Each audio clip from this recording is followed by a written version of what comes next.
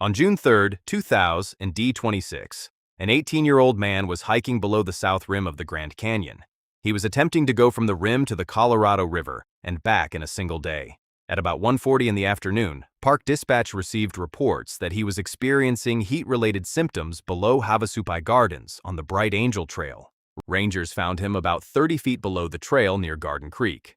A helicopter operation responded. Life-saving measures failed. That case was still under investigation when the National Park Service released the details. Now here is the part that should bother you. When people picture death in the Grand Canyon, they picture the edge, a slip, a fall, a body disappearing into open space.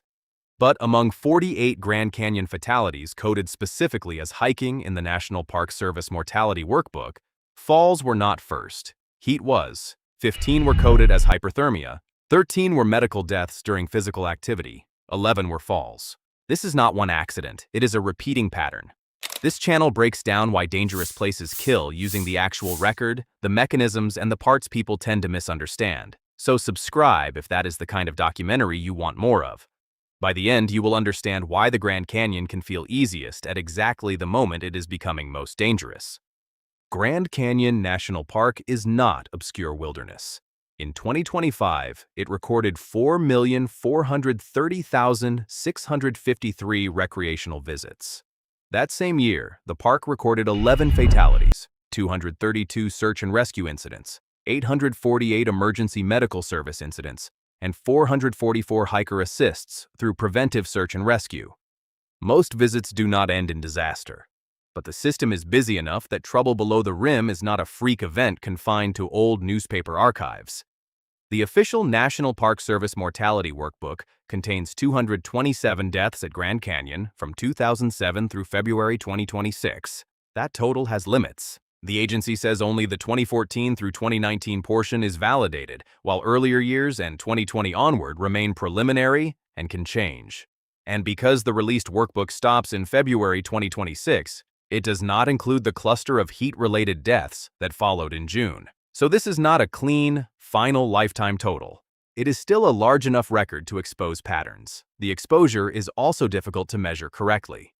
In 2025, the park logged 55,309 backpacking user nights below the rim and in backcountry areas, including 21,098 corridor user nights and 34,211 on other backcountry trails. But that does not count all-day hikers.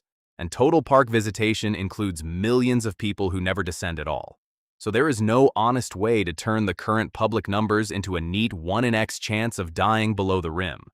That matters because a denominator can make a place look safer or more dangerous, depending on who gets counted. What we can say is simpler. Millions arrive. The park logs tens of thousands of backpacking user nights, and hundreds of rescue, medical, and hiker assistance incidents occur. The same mechanisms keep appearing. The canyon does not need bad luck. It already has physics. The first trick is that the Grand Canyon reverses the logic most hikers know. On a mountain, the hard work usually comes first. You climb while you are fresh. If you turn around, gravity helps you go home. Below the rim, the easy half is offered first. You start at the top. The trail goes down. Early progress is mechanically easier than the return, and every step downhill is a step you later have to buy back uphill. The National Park Service tells hikers that the majority of Grand Canyon hikers are visiting for the first time, including many people who are otherwise experienced hikers. It also warns that the climb out can take twice as long as the descent. On the route to Bright Angel Campground, the park says most hikers take roughly 4 to 5 hours going down and 7 to 8 hours coming back up. That difference is not just about tired legs. Temperature changes as you descend. The National Park Service says temperature generally rises about 5.5 degrees Fahrenheit for every 1,000 feet of descent. Phantom Ranch has recorded 120 degrees. Exposed inner canyon routes can exceed 110. So the farther down you go, 3 things can happen together. You are farther from the rim, you are entering hotter air, and you are spending the easy part of the trip before you have paid for the hard part. I keep coming back to that because it explains so much.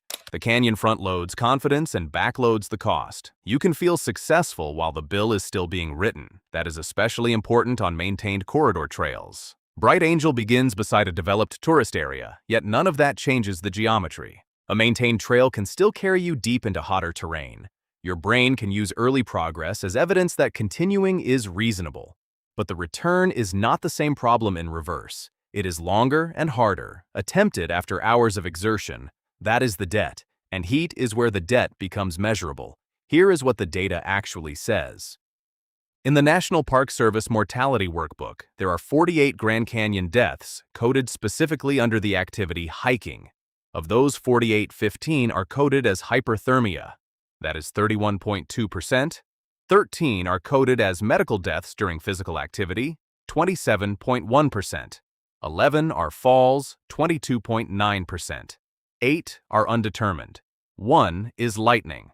There is an important limit here. The workbook gives the activity, but not the trail location. So those numbers are Grand Canyon hiking deaths park-wide, not a formally proven below-rim-only table. But the independent inter-canyon evidence points in the same direction.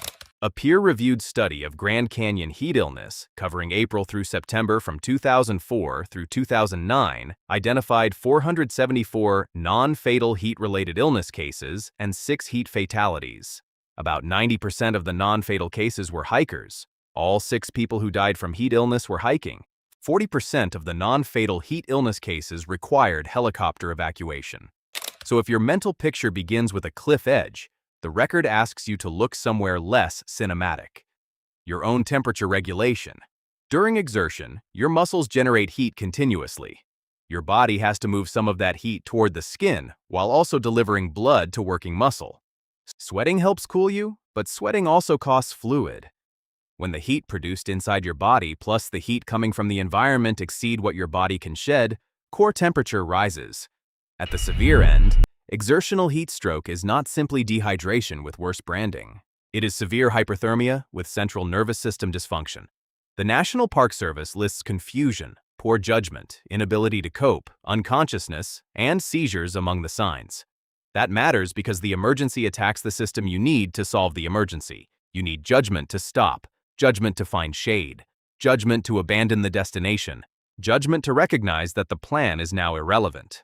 But severe heat illness can degrade exactly that capacity. And in the Grand Canyon, the physical exit is uphill. So you can reach the moment when your body most needs reduced effort at the exact point where leaving requires increased effort. That is a bad equation. The 18-year-old who died on Bright Angel Trail in June 2026 makes the mechanism concrete. He was attempting a rim-to-river-and-back day hike. Dispatch received reports of heat-related symptoms. Rangers found him below Havasupai Gardens. A helicopter operation responded, and life-saving measures failed. The release did not establish his water intake, experience level, thoughts, or final medical examiner ruling. The verified facts are enough. Heat is first in that hiking-coded table. Medical death during physical activity is close behind. 13 of the 48 hiking-coded fatalities fall into that category, but there is a trap in the language. Do not translate those 13 deaths into 13 heart attacks. The National Park Service category is broader than that. It includes natural or medical causes such as seizures or heart attacks, but the public workbook does not identify the diagnosis behind every one of those hiking deaths. What the record does support is the load placed on the body. Prolonged climbing in high heat increases both cardiovascular and thermoregulatory demand. Blood is needed at the skin to help shed heat. Blood is needed at working muscle to keep you climbing. Sweating reduces circulating fluid volume. The Grand Canyon Heat Study found cardiovascular disease in about 18% of its non-fatal heat illness patients. It also identified conditioning, age, medication use, acclimatization, dehydration, and chronic disease among factors that can influence heat illness risk. That does not mean every medical death was caused by heat. It means the inner canyon can turn ordinary physiological vulnerabilities into a harder problem. And unlike a cliff, a medical limit is invisible. You can look competent. You can still be walking. You can be on a maintained trail with other people passing you. None of those things tells you how close your circulation, temperature regulation, or another medical system is to failure. This prevents the story from becoming too simple. The canyon increases demand. Heat is one form of demand. Climbing is another. Time is another. Fluid loss is another. Age, conditioning, medication, and existing disease can change how much reserve you start with. The same route is not the same physiological problem for every body, and the body does not post a warning sign telling you how much reserve remains. That is why "I feel okay" is weaker evidence than it sounds, especially when the expensive half of the trip is still above you. Falls come next. 11 of the 48 hiking-coded fatalities were falls. Across all activities in the Grand Canyon Mortality Workbook, there were 48 fall deaths, which helps explain why falling dominates the public image of canyon danger. The scenery teaches you to fear it. Steep slopes, exposed trail edges, loose footing, places where the downhill side simply drops away. National Park Service guidance for canyon trails warns about exactly those conditions. On the Grandview Trail, for example, the park describes eroded slopes, sloping ledges, loose footing, and sections where a fall could have catastrophic consequences. The mechanism is brutally straightforward. A fall converts height and movement into trauma. Head injury, chest injury, spinal injury, and internal injury can become unsurvivable, and even when a fall does not kill immediately, it can create a second emergency. An injured hiker who cannot walk is now stuck in terrain where evacuation is difficult, where heat continues, and where definitive medical care is far away. So falls remain a major hazard. They are just not the whole story. That distinction matters because visible danger attracts attention, while invisible danger borrows confidence. You naturally slow down near an exposed edge. You may not slow down because your core temperature is rising. You may not know, and that is where the canyon becomes more dangerous than the photograph. 8 of the 48 hiking-coded deaths are undetermined. That is 16.7%, and the responsible thing to do with those 8 is almost nothing. The National Park Service uses undetermined when intent could not be established. Information was insufficient, records were restricted, or relevant information belonged to another agency. That means we cannot turn those deaths into heat deaths, medical deaths, falls, exposure, or anything else, because it would make the table look cleaner. Wilderness mortality is not a detective story that always ends with a satisfying answer. Sometimes the record stops. That uncertainty is part of the evidence. It also reminds us not to overfit a single explanation to every death below the rim. Heat leads the hiking-coded table. It does not own every case. If you have ever walked past a warning because you still felt fine, tell me in the comments, and drop a like if this is changing how you think about a canyon hike. Because the part most people get wrong is still coming. One hiking-coded fatality in the workbook is lightning. That is 2.1% of the hiking subset. Small, but real. Grand Canyon's summer monsoon storms create a different kind of trap because being below the rim does not necessarily place you below the storm. The National Park Service warns that lightning can reach miles away from its parent cloud. So even a hiker looking up at clear sky may not be looking at the entire electrical system that matters. The mechanism is immediate compared with heat. A lightning strike can disrupt the heart, stop breathing, and produce severe neurological injury. But statistically, lightning is not the main explanation for why hikers keep dying here. Its value in this story is almost the opposite. The canyon contains spectacular hazards. The leading hiking-coded killer is quieter. Now put the mechanisms together. This is where it gets worse. The risks do not arrive one at a time. They stack. You descend, so your return becomes longer. You descend, so the temperature rises. You spend time in heat, so your body has to move more blood toward the skin. You exert yourself, so your muscles demand blood at the same time. You sweat, so circulating fluid volume falls. You keep moving, so fatigue increases. And if severe heat illness begins, confusion and poor judgment can appear just when the safest decision may be to stop or change the plan. The canyon front-loads confidence and backloads the cost. That sentence is not decoration. It is the physical structure of the problem. The cheap miles come first. The expensive miles come later. And every system you rely on to pay for those miles can be getting weaker while the price is rising. Even hydration has a complication. A peer-reviewed case report described a woman who collapsed on the rim after completing a 5-hour hike into the Grand Canyon. She had reportedly consumed large quantities of water. Laboratory testing and imaging confirmed hypervolemic hyponatremia with encephalopathy. She became unresponsive during transport, never regained consciousness, and died from severe cerebral edema less than 24 hours later. The case report described it as the first reported fatality from acute hyponatremia associated with wilderness hiking. The abstract did not give the exact trail, water amount, or her reasons for drinking heavily. But the mechanism is clear. Hyponatremia means blood sodium has fallen too low. Water moves into cells. In the brain, swelling occurs inside a skull that cannot expand. Neurological deterioration and seizures can follow. In severe cases, cerebral edema can be fatal. So the answer to canyon heat is not simply more water. The National Park Service specifically warns that excessive water intake combined with salt loss can also cause altered mental status and seizures. Too little margin is dangerous. So is solving the wrong problem too aggressively. The Grand Canyon's most effective trick may be the way it gives you evidence that supports continuing. The first evidence is downhill progress. You leave the rim and cover ground with gravity helping. That experience becomes evidence that continuing is reasonable. The problem is not irrationality. The evidence is incomplete. The National Park Service says the majority of Grand Canyon hikers are first-time canyon hikers, including many who are otherwise avid hikers. That matters because experience from other mountains can teach the wrong pacing logic here. On a normal ascent, fatigue appears while retreat is getting easier. In the canyon, fatigue can appear while retreat is getting harder. That difference changes the meaning of every turnaround decision. The park also explicitly warns hikers not to stay so committed to an itinerary that they ignore dangerous weather and tells them to be willing to change plans. We should be careful with the psychology. There is no Grand Canyon fatality study in the dossier proving summit fever or sunk cost bias as a quantified cause of death. But plan rigidity is real enough for the park to warn against it.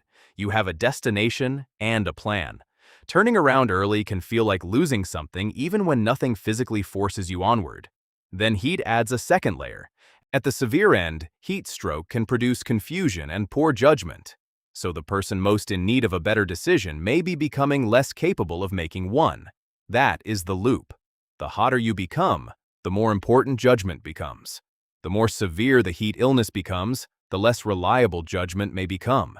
Research on moderate dehydration and cognition is mixed, so the clean claim is not that a little dehydration makes you irrational.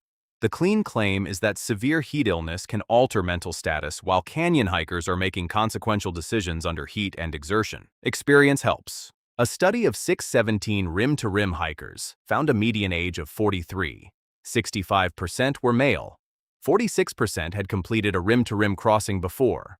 The median crossing time was 11.9 hours, and greater prior experience correlated with lower fatigue and faster crossing. That does not mean experienced hikers dominate the fatalities. It means this environment is used by capable people too. The canyon is not a stupidity test. That is the part I cannot get past. You do not have to be reckless to be exposed to a system that gives you the easy half first. You only have to make decisions using information that changes faster than your confidence does. And then there is help. People imagine rescue as a switch. Something goes wrong, someone calls, a helicopter appears. The National Park Service describes a less comforting reality. Assistance in the Inner Canyon can be delayed by limited staffing, simultaneous rescue calls, employee safety requirements, extreme heat, bad weather, and limits on helicopter capability. The park tells below-rim hikers that self-rescue is required because immediate assistance may not be available. The same extreme heat that can disable you can also reduce the capability of the aircraft you hope will reach you. Communication is not guaranteed either. Emergency phones exist at Havasupai Gardens, Phantom Ranch, the Bright Angel Rest Houses, and the South Kaibab Tonto Junction. But the National Park Service warns that those phones can fail. A group may have to send people along the trail to obtain assistance. The workload explains why. In 2025, Grand Canyon logged 232 search and rescue incidents. It logged 848 emergency medical service incidents. Preventive search and rescue recorded 97,749 contacts, 18,400 preventive actions, and 444 hiker assists. Those numbers show a system repeatedly trying to interrupt bad outcomes. A 2018 National Park Service Emergency Services report shows what extraction can involve. That year, the park recorded 265 search and rescue incidents. Rescue methods included 164 helicopter evacuations, 13 helicopter rescues, 85 hikeouts, and 17 litter carryouts. Search and rescue operations that year cost $444,556, including $288,960 in helicopter costs. That is a historical figure, not a current rescue price. And the park says the cost of the Inner Canyon rescue itself is covered by taxpayers, while ground ambulance transport and supporting commercial aeromedical transportation are the patient's financial responsibility. The point is not the bill. The point is that rescue has limits. The canyon keeps heating. Your body keeps producing heat. Injury does not pause. Medical demand does not pause. The trail does not flatten because dispatch has your location.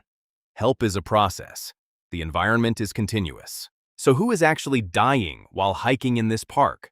The hiking-coded mortality subset gives a useful answer with the same location limitation we have been carrying from the beginning. Of 48 hiking-coded fatalities, 36 were male. That is 75%. 11 were female, and 1 record did not report sex. The largest age group was 55 to 64, with 14 deaths. The second largest was 35 to 44, with 10. There were 6 deaths among people 15 to 24, 6 among people 45 to 54, 6 among people 65 and older, 3 among people 25 to 34. 3 did not report age. This is not exclusively a story about the very old. The heat illness data widens the picture further.